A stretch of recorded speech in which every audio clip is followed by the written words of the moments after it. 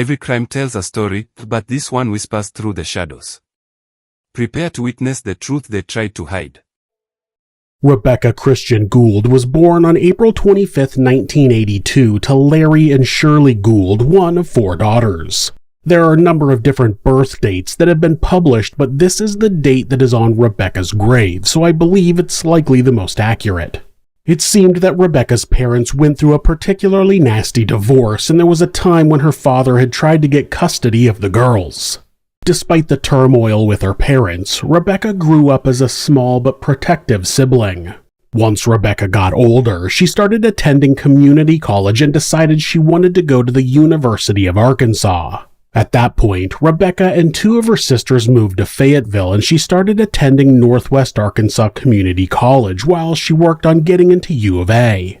It's said that Rebekah and her younger sister Danielle were best friends, and only a couple of weeks after moving, the 2 women made the trip back to Melbourne for a visit. Rebekah dropped Danielle off at her boyfriend's house before driving to Casey's house. Rebekah had been dating Casey McCullough on and off for about a year, and he lived in a single-wide trailer on his family's property. On Monday the 20th, Casey had to work a shift at the Sonic Drive-In, and Rebekah gave him a ride to work that morning. She planned to leave that day, so after work, Casey went out with some friends. Later in the day, when Rebekah never arrived to pick up Danielle, she initially thought that her sister had just changed her plans. But when Tuesday came around and she still hadn't heard from Rebekah, she got concerned and had her mother call the local sheriff for a welfare check. Deputy Charlie Melton got the call to locate Rebekah, and since he had been told that she had last been with Casey, his first stop was to the Sonic Drive-In, where he was working another shift. He told the deputy that he ended up staying the night at his friend's house since he expected his house to be empty. Later, people would claim that seemed suspicious since Casey had a dog who he would have needed to take care of, and that stopping by his house on the way to his friend's house wouldn't have been out of the way. I couldn't find any confirmation of that claim, and it's possible that people are confused because Rebekah had her dog with her while she was visiting. Since Deputy Melton didn't get any answers from Casey, he then went to the young man's trailer where he found Rebekah's car outside. When he went inside, all of her belongings were still there, including the uneaten breakfast sandwich she had purchased the previous morning. Her purse, her keys, and even her Pomeranian dog Lady were still in the house. When he went into the bedroom, the sheets had been stripped from the mattress and some of them were found in the washer with blood. When the deputy flipped the mattress, he found blood on the other side. At that point, a full investigation was launched and Casey was a prime suspect. The only problem was that his alibi checked out. He was working the morning of the 20th and he was at his friend's house all night. When investigators did a more thorough search of Casey's house, they noticed that one leg was missing from a piano in his living room. People said that the piano leg was already loose and would regularly fall over when people walked by the piano. Though all of Rebekah's belongings were inside of the trailer, her suitcase wasn't.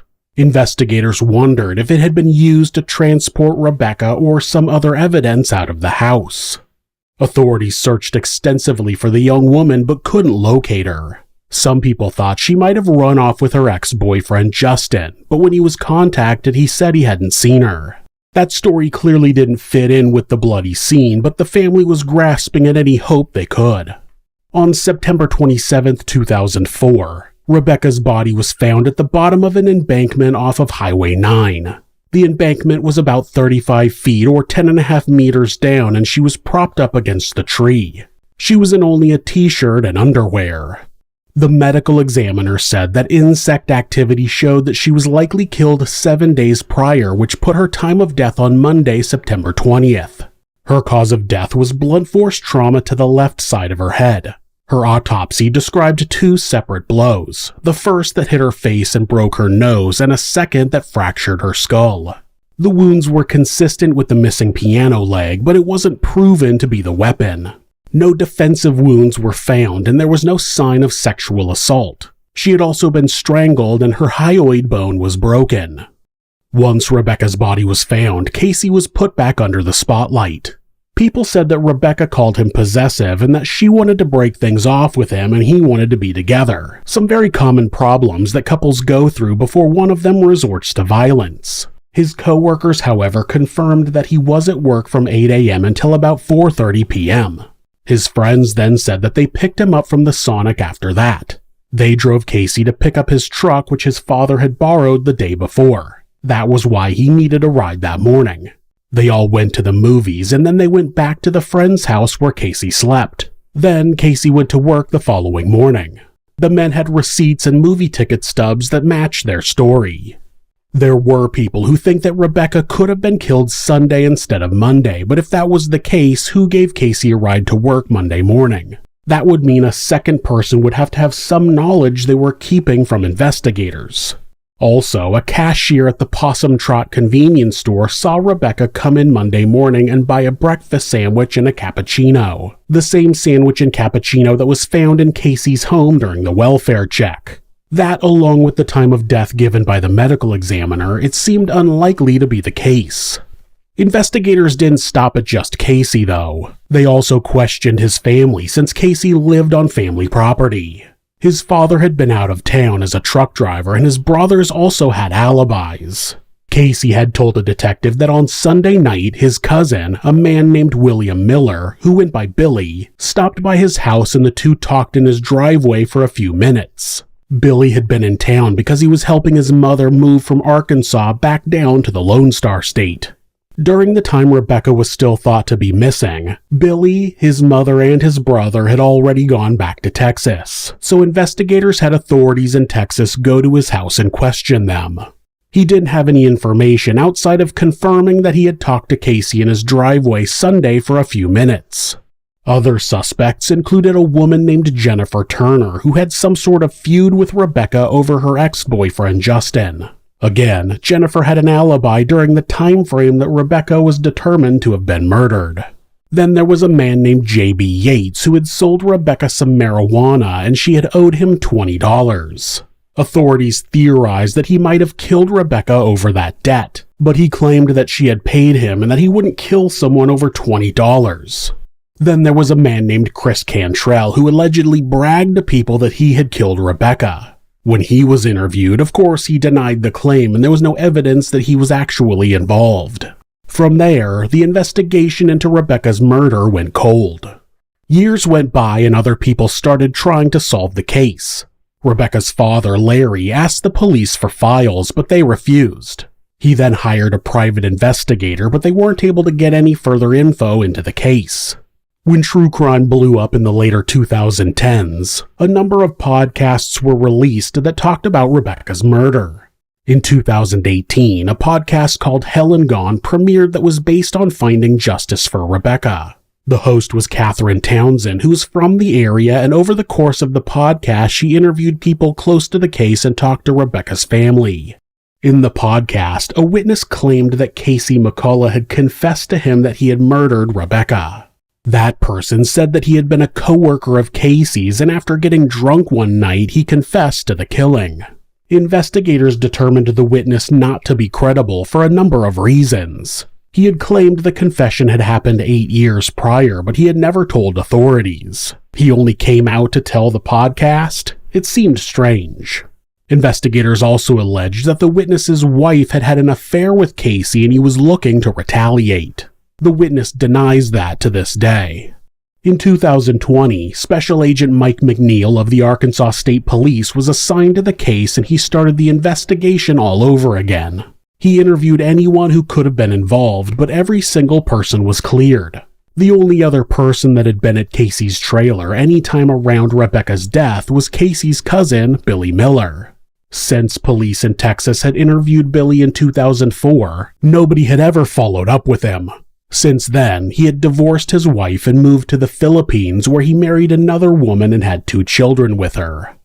So I'd always joke that I'm going to marry, somebody from a third world country, give them a bicycle and flip-flops and they appreciate me and all that stuff. Right. So, you guys have plans on coming back, or are you going to set up shop? We have about 30-acre farm that we have in the Philippines that the family kind of runs and all that stuff. Right. and mostly all the family, you know, we got pigs, goats, you know, banana plantation, coconut, cacao and stuff. So you think you're there for the long haul, or are you ever going to come back? I want to bring them back over here and stuff.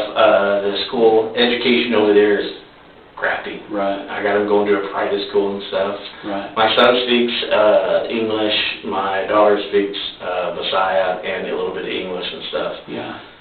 Billy worked in the oil industry, and he had a job where he taught nationals in Equatorial Guinea. That was a high-paying job, and as long as he stayed out of the U.S. for a certain amount of time each year, he didn't have to pay income taxes in the U.S. So Billy worked for a period of time in West Africa and then would spend most of his off time in the Philippines. But he was required to return to the U.S. every so often for a health checkup. Also, his mother and brother still lived in the U.S. and he would occasionally come back to visit them. Of course, with him being out of the country, it made it difficult for Agent McNeil to interview him, so it kind of turned into a waiting game. But Billy's presence in the case would not go unnoticed by anyone else.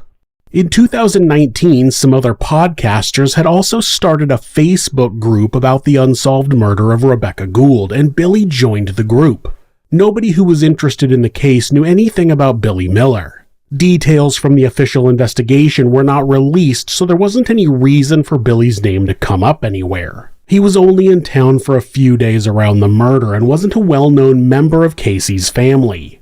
The first thing that stood out to the rest of the Facebook group was that this new member was from the Philippines, and it was curious that he would be interested in a cold case from Arkansas. Of course, that could be shrugged off as someone just being interested in true crime, but when he started to make comments on the page, his behavior became more suspicious. He would point suspicion toward Casey's neighbors and comment about the specific area where Rebekah's body was found.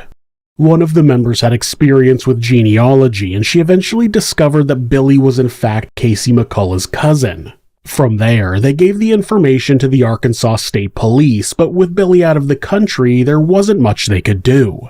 Until he came back home. Agent McNeil had put an alert on William Miller's passport with U.S. Customs, and in October of 2020, he flew into Oregon to visit his family, who was living there at the time. When Agent McNeil called Billy's mother, she claimed that he hadn't been in the country since the year prior. Of course, authorities knew he was in the country. They had seen him. Not long after, Billy's mother called back and said Billy was coming to Oregon in November and scheduled a meeting on November 7th. Agent McNeil flew to Oregon and the interview began, and Billy was immediately accommodating. Whatever you want, I'll give it to you. I don't have nothing to hide. Yeah. Though Billy was a prime suspect, the interview was conducted in a relaxed manner, giving the impression that Billy wasn't a suspect. Authorities made it seem like they just wanted to get as many answers as they could to help solve the case. Things started off light. They talked about his work. Billy explained that he worked 7/7s, which is 7 10 to 12-hour days on and then 7 days off. He explained that his mother had moved from Texas up to Arkansas but didn't like it and wanted to move back. So he used one of his weeks off to drive up to Arkansas, rent a couple of trucks, and then move his mother back down to Texas. He did have family in that area, but he wasn't close to his cousins, such as Casey. How many times had you been in that trailer, you think? Maybe 2, 3 times. Maybe 2 or 3 times? 2 or 3 times and stuff. So Rebekah was killed in September of 2004. When was the last time you were in that trailer, you think? It was way before that. Months? Yeah. Okay. And so I... well, hang on. Let's kind of explore that since you brought it up. Do you remember, why were you in the trailer and what did you do? Did you stay the night? Did you sleep? No, I was there with Grandpa, used the restroom, and all that stuff, and, because I was helping Grandpa do some stuff. Right. So more of messing with the cows and all that stuff, because Grandpa would always say, you're the number one grandson, and I was like, why would you say that? Because you never asked for anything, boy. Right. I asked the McCulloughs, how much you going to pay me? Right. He would argue with me. He was like, you buy me a hamburger, that's a good deal, and he's like, all right. Right. So there was a couple of times that I've been in there, and then there was, I'm just saying that we visited, went out on the back of the property, and then a couple of times where, I'm just saying a couple of times, I'm saying 2, 3 times, I'm not prior to 04, just a few times. Yeah. Now, at this point, Billy is claiming that he had been in the trailer a couple of times, but it had been at least months before the murders. He didn't say anything about being there Sunday the 19th, the day before Rebekah's murder, talking to Casey in the driveway.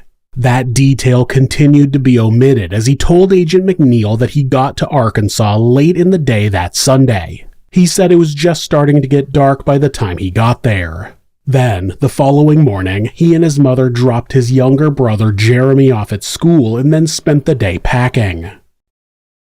The next day, Tuesday, they had picked up a couple of rental trucks, and on the way back to his mother's house, they saw a bunch of cars headed out to Casey's trailer. They assumed he was having a party, so his grandfather went out to the trailer to check on it. When his grandfather came back, he told them that Rebekah was missing. They finished packing on Wednesday, got to Texas on Thursday, and he was questioned by Texas police on Friday. I thought that you guys found out about Rebekah after you already got back to Texas, but it's kind of odd that you were at the trailer on Sunday night talking to Casey out in the driveway, and you guys are still up there when law enforcement starts looking for her, and nobody talked to you guys in Arkansas. That's kind of unusual how that worked out. At that point, Agent McNeil brought up the fact that Billy had gone to Casey's trailer on Sunday. I mean, it was the reason they even looked into him in the first place, and I believe the only reason the police in Texas had been asked to question him. Agent McNeil reminded him that the report said that he told that officer in Texas that he had seen Casey as he was driving through town, so he turned around and followed him home. The two talked in his driveway for a few minutes, and Billy claimed that he had gotten the impression that Casey wanted him to leave since Rebekah was there. When Casey was interviewed back then, his statement matched that story. Billy claimed that he couldn't remember going to Casey's house that night and thought his exchange with Casey had happened during a different trip he had taken to Arkansas. The investigator was still trying to keep the interview light, and under the claim that he wanted to be able to eliminate him as a potential suspect, Agent McNeil asked if he could get a sample of Billy's DNA. Billy then told the agent that he hadn't spent much time in the trailer, but all of the furniture in there was given by his mother, and he had been on that furniture a lot. Agent McNeil tried to explain that they would be using the DNA to match specific pieces of evidence and not entire pieces of furniture, but Billy never really consented. Instead, he agreed to take a polygraph. When someone takes a polygraph test, it's a long process. They don't just strap a person in and ask questions. The polygraphers do a pre-interview, and then they do some sample questions to get a baseline, and it takes some time. So what do you think, Mike, why do you think they sent him here from Arkansas? What do they want to know? They want to know if you caused the death of Rebekah Gould. And how would you answer that question? How would I answer that? Yes. That, how can you do something when you're in another location? Okay, perfect. When you're at a U-Haul place or you're with a whole bunch of people. Yeah, okay. And all that stuff. Okay. So, I think that's the question that I think Mike, I'll have to talk to him, see if he wants to even ask you that question, right? I think he's going to tell me, hey, I think, he wants to know, are you the one responsible for Rebekah's death, right? And so, if they were to ask you that on the exam, what would your answer be? No. Okay, no. perfect. And are you 110% positive? Yes. Perfect. You're not going to have a problem passing the test. If you didn't do it, you didn't do it, and then let's go through the process, and that's what they want to know, right? Yeah. Fairly simple, right? From the time Rebekah was killed, Billy had maintained that he was with other people the entire time. He was with his mother and brother, packing, picking up rental trucks, and he was never away from them. He had claimed that for 16 years. During the pre-interview, Billy explained multiple times that he was on blood pressure medication and he was afraid that might affect the test. The polygrapher assured him it wouldn't, and he made it clear exactly what he meant when he asked him if he caused Rebekah's death. So, I think a good question to ask on the exam is, did you cause Rebekah Gould's death? No. Right? All right? And so, you see in the middle is a little box that says cause Rebekah Gould's death, and then it says intentional or accidental. And I'm going to read these boxes to you, right? So when I say, if I ask you, did you cause that woman's death? I'm asking you, if you shot Rebekah causing her death, your answer would be? No. Okay. And we'll go to the next box. It says, you struck Rebekah with an object causing her death. What would your answer be? No. And then if I add, you caused Rebekah's death, and the box is, No. Did you slam Rebekah against something causing her death? No. Okay. Did you strangle Rebekah causing her death? No. Okay. Did you asphyxiate Rebekah causing her death? No. Did you drown Rebekah causing her death? No. Or you stabbed Rebekah causing No. her death? Or you shot Rebekah causing her death? No. Okay. So when I ask you, did you cause Rebekah's death, we're talking about all these things, right? And the answer is No. perfect. How hard is that to answer that question? Not hard at all. Right? That's the test, right? That's that. There's some other questions we're going to ask. We're going to go over those. That's what So I that's, think. how many questions there? No, just one question, right? So when I ask you, did you cause her death, right? I'm talking about all those things. So when I ask you that, that's what that means, right? Did you cause her death, right? The answer is no. I'm seeing you. You're calm. You're cool, collected. You're not don't have that anxiety, the nervousness, right? Because we're talking, right? Yeah. And I'm explaining to you all the little details. And better understanding and a lot of stuff. You're making it a lot easier and all this stuff because I'm thinking the worst that, I'm innocent and I come in here and take a lie detector test and hypothetically I fail. My thought, jail. Mm-hmm. It seemed that the polygrapher was able to reassure Billy enough, and eventually they began. For some reason, the video of the interrogation turns from black and white to color. I didn't do anything to manipulate the color, this is how I got the footage. So from this point on, the footage is in brilliant Technicolor. You probably won't be surprised to find out that Billy failed. So the results on the exam of deception indicated, right? So as to the questions of did you, What do you mean by that? You failed the test. I failed the test. Yes. And so My heartbeat felt like it was just beating out of my chest. yeah. And so what that tells me is that there's a couple things this tells me, right? It tells me that doesn't tell me that you're a bad man. It just tells me, hey, when you answer that question, you're not telling the complete truth. All right. That's between me and you. And I've gotten to know you, and so we just need to know what happened, right? There's something that obviously happened. Which one of those boxes happened to Rebekah? I don't know. Okay. Some things happen out there. We just want to just understand what happened, and I just want you to be honest with me, right? And you said yourself, right? If you did something that you would own up to it, right? Yeah. You're a man of your word, right? Yep. And so, I don't know where you were at in your life that something happened, right? And then I just want you to be honest with me, right? Because I trust you, right? All right? This doesn't tell me that you're a bad man. Everything else, if you do one bad thing doesn't mean you're an evil man, right? But, people outside of this room, they want to know, are you sorry for what you did? And so even like Rebekah's mom, she needs an answer, right? And and if something happened to your daughter or your sister or something like that, A child and all that stuff. a child or whatever. You would want to know, yes. You would want to know, and I know that you're a man of God, right? You go to church, you volunteer and stuff, and I know that you're a good man. One bad thing does not erase all the good things that you did, and all people want. I don't know what happened in there, but hey, was it an accident? Something happened? I'm telling you, I do not know. Billy wanted to keep denying it, but you can tell that he knows the walls are closing in. The polygrapher explained that everyone else that had taken a polygraph had passed, and he was now the only person who showed deception. At that point, Agent McNeil decided to try a different tactic, a more manipulative tactic, and it wouldn't be the first time he would try to use it. McNeil had interviewed Casey's younger brother, Corey, and pushed him hard because he didn't have an alibi for the time of the murder. That washcloth right there, that was wadded up in a ball and shoved under the bed, next to the pillow that was shoved under the bed, that has your DNA on it. I seriously doubt that.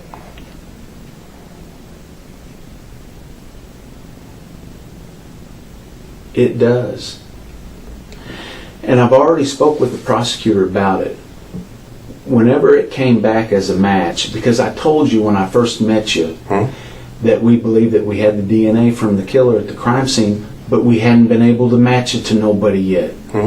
We've matched it up against Chris Cantrell, against J.B. Yates, against all them guys. No matches. I get your DNA. I don't believe you. If it's got mine, it's from a long time ago. It don't work like that, Corey. Okay, well, do what you gotta do. I'm innocent. And I knew nothing about this until I was told about it. I don't believe you. I'm not going to sit here and let you do this to me. Either let me go or arrest me. Corey wasn't rattled and even mentioned that he had passed the polygraph, but Agent McNeil didn't give up. He had one more trick up his sleeve. You know where your blue Ford Ranger is right now? No. It's at the Arkansas State Crime Lab. Cool. I'm glad you found it. I am too. Because I knew you were looking for it. Because whenever you got in that truck, you were covered in blood. And I guarantee you, we're going to find Rebekah's DNA in the cab of that truck. I know how this works, and I know what you're trying to do. I'm completely innocent, and you're looking at the wrong people.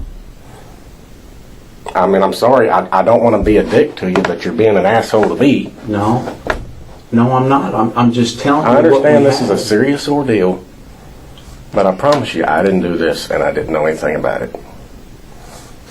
And if that's got my DNA on it, and you're trying to spook me into saying, oh yeah, it ain't.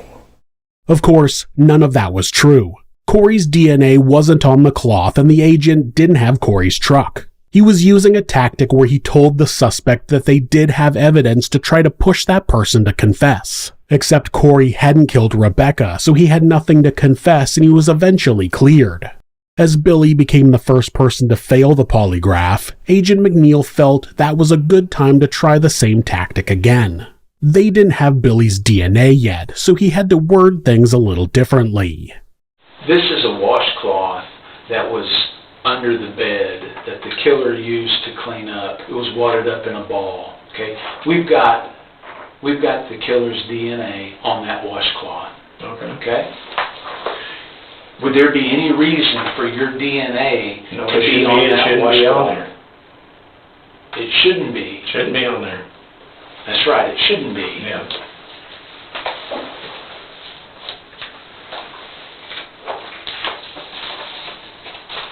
That truck look familiar? Yeah. Yeah. That's your truck. Yep. Okay? Biological evidence, Billy, lasts for decades.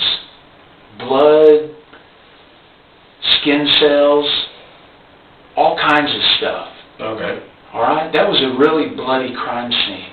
What happened, you got blood on the side of your shoe.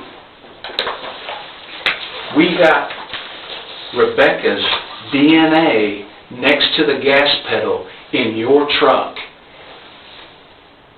No question about it. Her DNA's in your truck. So what you have to do is you have to explain to me how that's possible. If you didn't kill her, you know who did. And if you know who did, if you're covering for Casey, dude, I'm telling you, you have got to come forward right now with what you know, because you cannot get around biological evidence in the floorboard of your truck. Okay? So tell me what happened, Billy. Tell me. I did not kill her. Who did? Now, at that time, he really did have Billy's old truck. In the time that Agent McNeil was waiting for this meeting, he had been able to track down the Chevy S10 pickup truck that Billy had owned at the time of the murders. That way, he was able to bring pictures of the truck with him to make his ruse more believable. And it worked. Once Billy believed that Rebekah's blood was in his truck, his story changed completely. I don't know who the people are. All right. How were you involved in this thing? I am going to put myself on where I went hunting on Grandpa's property. Alrighty. And then when I was coming back out, I saw a white vehicle and a young blonde-haired guy on the back porch. And it looked like he had gloves on, and he jumped over the back porch. I jumped over, kind of walked into the house to see what the hell was going on, because Grandpa's place has been robbed. Not Grandpa, Uncle Bobby's place has been robbed, and I was thinking that was being robbed. What did you see? What I saw was, it looked like somebody was cleaning up. You went into the trailer. Yeah, I stepped into the trailer. What were these people doing? What did they say? They didn't. They took off. And then I sat there and kind of started running around, and then I thought it was the neighbors.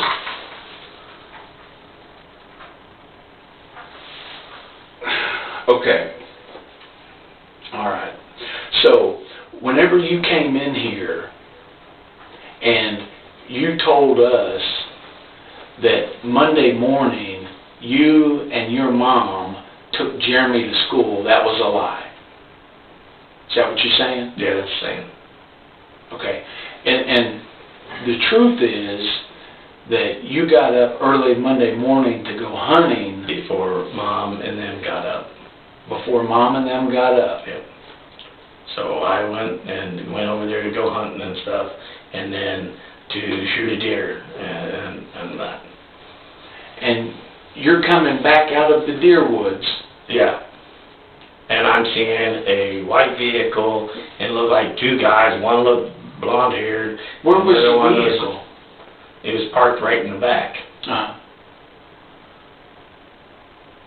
So, right close to the back porch.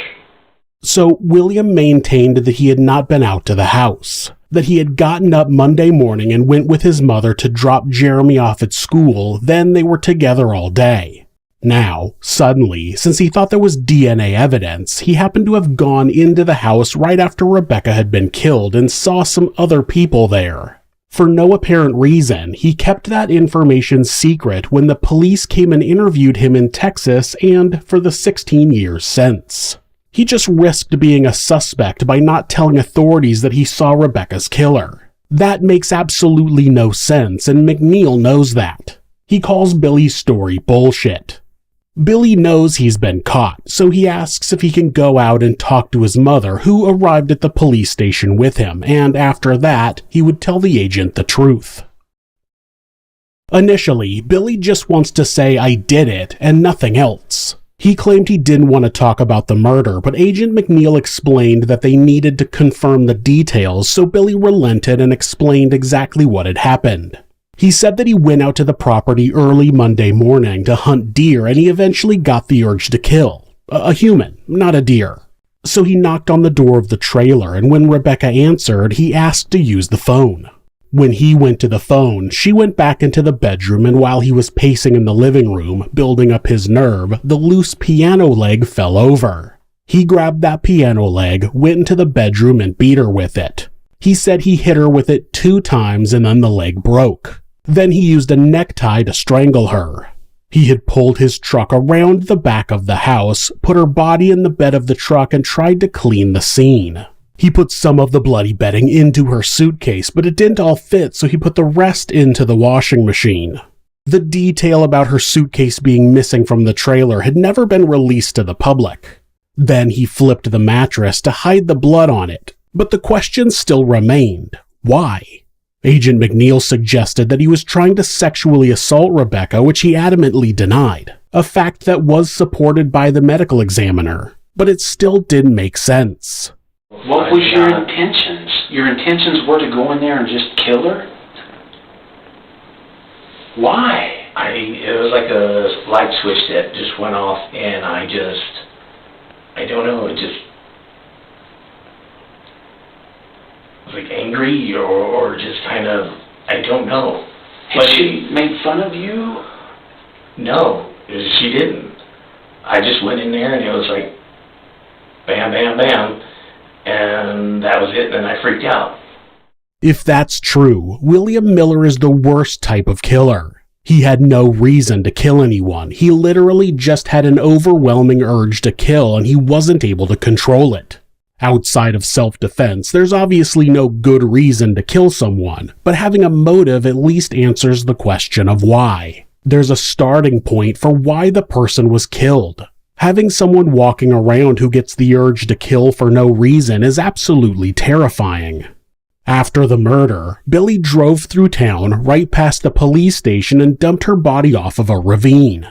Then he just continued on with his life like it never happened. He went back to his mother's house and said she never even knew that he had been gone. They picked up the moving trucks, packed up, and drove back to Texas. He lied to the police when they interviewed him about Rebekah's disappearance, but he didn't stop there. He went on to get divorced from his wife and got remarried, had 2 more kids, lied to them, and put them in a position that they could suddenly lose him if he got caught, which he did. Now, on top of leaving Rebekah's family without her, he left his wife without a husband and his kids without a father. Of course, one question that investigators had was why would Billy come in and agree to take a polygraph? Once he knew that police wanted to talk to him, he could have just returned to the Philippines. Some people would run, some people would do all kinds of different things, and you didn't. I'm trying to understand that, right? Because I'm so good of a liar, making everybody a fool, that I probably thought that I could make anybody a fool. I made you believe by just sitting there talking all that stuff. I didn't believe you, right? Like I told you before, I would trust you till you gave me a reason not to trust you, right? You did, and when we had the interview and all that stuff, did I give any persona of no, man, no. Right? I'm so good at lying that you believed me by just sitting there just talking. Get the fuck out of here. That investigator absolutely did not believe you just sitting there. His job is to make you think he believes you so you feel more comfortable talking to him. And you fell for it, dumbass. Speaking of believing lies, by that point he still doesn't know that authorities have no DNA evidence. There was no DNA on a cloth from the crime scene, and there was no DNA near the gas pedal of his truck. Those were lies, and William immediately believed them and changed his story to justify why that DNA was in his truck. He goes on to talk about how he played his family for fools while he was caught because he was played for a fool. The absolute narcissism of people like this is astonishing. Unfortunately, the case doesn't end there. Detectives told Billy that they knew he had killed other people. It was a shot in the dark, but what were the chances that he had only killed one person? It was then that he confirmed that he had killed others and that his MO was to find a petite blonde female and to bludgeon or strangle them to death. He said that he was in his 20s when he killed his first woman and then asked for a map so he could point out where he had dumped the bodies. While waiting for the map, Billy kinda went back to normal as if he hadn't just admitted to murder. He asked for his cell phone so he could send out some messages to people. He sent them to his wife and his brother, and then he texted his work supervisor. I mean, dude, you just admitted to multiple murders. Your priority is to check in with work? When they finally got a map, Billy marked down multiple spots where he had allegedly committed previous murders. Does each red mark indicate that that's one victim? You need to just look. Okay, and you look here, here, here, and here? Yeah. Okay. Okay, is that it? Yeah. Okay, so we have a total of 1, 2, 3, 4, 5, 6 victims? Does that sound right? It looks like it, yeah. Okay, all right.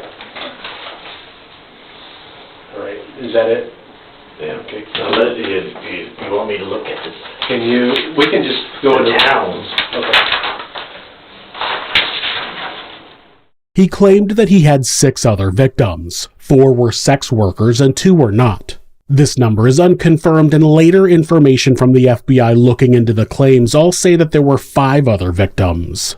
Billy claimed he did not have sex with any of the victims, he just picked sex workers because they were easy targets. He would pretend he was interested in hiring them, let them take off their clothes, then he would come up behind them and strangle them with a piece of their own clothing. From that point, William Miller was charged with the murder of Rebekah Gould. A search party was sent out to the area where Billy claimed to have disposed of the suitcase, and it was found exactly where he said it was. Billy initially pleaded not guilty because there was some issue with him not having been read all of his Miranda rights out loud. While Agent McNeil was reading him his rights, he got distracted by a question Billy asked and didn't finish reading the last line of the Miranda rights. Ultimately, Billy had signed the form stating that he understood all of his rights, so the judge decided that his confession was admissible in court. Billy ended up pleading guilty and received a sentence of 40 years in prison. There has been no information about the other murders he claimed to have committed. He wouldn't tell investigators exact details of each murder and claimed that he didn't know any of the victims, so he couldn't give them names. He just marked areas on a map and told them to go to those towns and look for an unsolved murder that fit his MO. It seems a little fishy to me. I think it's possible that he's lying about the other murders so he can go to prison as a serial killer instead of a guy that murdered one young woman. We might never know the truth about his other possible crimes. There are also people who believe that Billy isn't the actual killer and still claim that Casey actually killed Rebekah. One theory is that Casey killed Rebekah on Sunday evening and Billy was there to help dispose of the body, but their reasoning doesn't make sense to me. It's very unlikely that Rebekah was killed Sunday since she was seen by the clerk of the possum trot. It's possible that the clerk was mistaken, but the breakfast sandwich and the cappuccino found in Casey's trailer backs up the idea that she had gone there that morning. People claim that it was unusual for Casey to stay the night with friends and think he was intentionally creating an alibi, but that's not proof of anything, and Casey has passed multiple polygraphs. People have said that they don't think a young woman would let a stranger into the house and then go back to bed in her underwear. Billy said that she was wearing shorts when she answered the door, so she probably was already in bed in a t-shirt and underwear, threw on a pair of shorts to answer the door, and then took them back off in the bedroom. Whether or not that's something that Rebekah would do is not provable. Unfortunately, there are a lot of young adults that are too trusting, and since Billy had just been there the night before, it's very possible that she recognized that he was Casey's cousin and let her guard down. On top of that, Billy knew that Rebekah had been struck 2 times and he knew exactly where Rebekah's suitcase was, which again could mean he only helped after the murder, but why would he take the fall for a cousin that he wasn't overly close with? It doesn't make sense. Billy doesn't seem like the type of guy who would fall on somebody else's sword. Casey has gone on to make a statement, quote, "First and foremost, my heart goes out to Rebekah and her family. I hope that they can now find peace and begin to heal. I'd also like to thank all the law enforcement involved who never gave up on Rebekah's case. If it were not for all of their hard work, true justice may never have been served. Last but not least, to my friends and family who stood by me and supported me during the online accusations and social media attacks. Thank you. You all helped me find peace in the middle of a storm. Knowing that Rebekah finally got the justice she deserved, I can now live my life in peace." Dr. Larry Gould said in interviews that he would like there to be a state or federal law that allowed family members access to case information after a certain period of time. He wanted to do more to try and bring his daughter's killer to justice, but he was never allowed any access to Rebekah's case files. William Miller will be eligible for parole in 2048. He'll be 72 years old. Of course, his parole eligibility will change if any of his claims of prior murders are confirmed. It is possible that William Miller snapped, killed Rebekah Gould and never harmed anyone else, or it's possible that he's an even bigger monster. Only time will tell.